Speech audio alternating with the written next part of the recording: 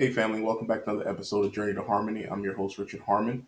On this channel, we talk about the process of building wealth, different career opportunities, as well as how these things integrate to help us become who it is we were purposed to be.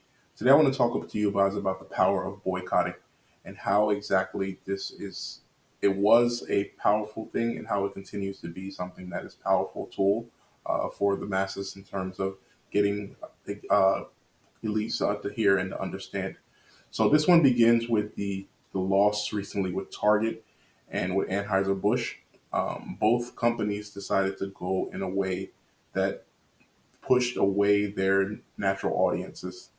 And as a result, I think regardless of what we do in life, it's important for us to have conviction. So if you decide that if Target wanted to go in the direction of LGBTQ, that they're able to do that. Whatever it is that we want to do, you're able to do, but you have to understand that there's consequences to this action. So with that, like I said, I'm reading this article here today just about this particular topic. This is on the Target loss. So it said Target shareholders continue to bear the brunt of the big box retailers' Pride merchandising controversy, as the company's stock fell again on Thursday with total loss in value hovering around the $13 billion mark.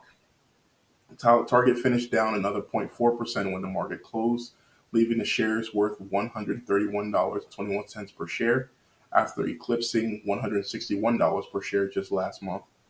Since the backlash, Target's market cap has fallen roughly 13 billion dollars to 60 billion dollars as of Thursday closing price. Target's market value was over 74 billion dollars before the polarizing Pride displays made national news, as tracked Dow Jones Market Data Group.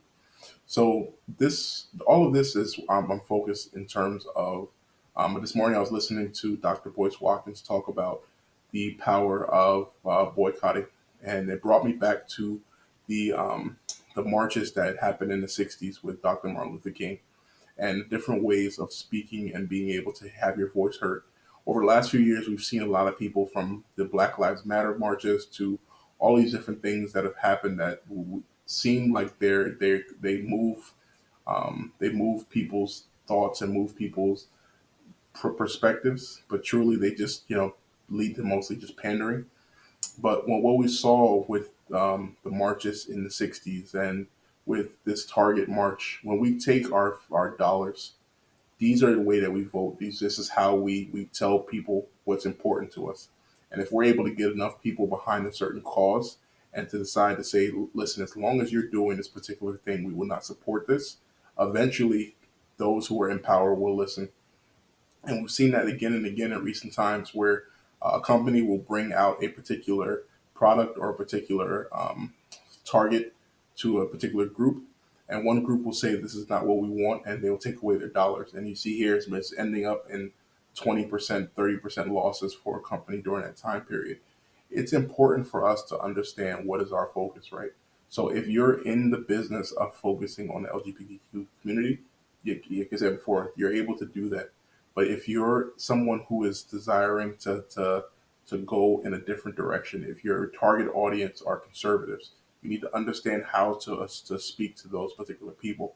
And in the same way for us as a community, for us who are minorities, for us who are looking to better our futures, we have to have a conviction to us that says, you know what, if I'm coming to the table to deal with someone, I have to be willing and able to walk away at a certain point where I feel this deal is not right for me anymore.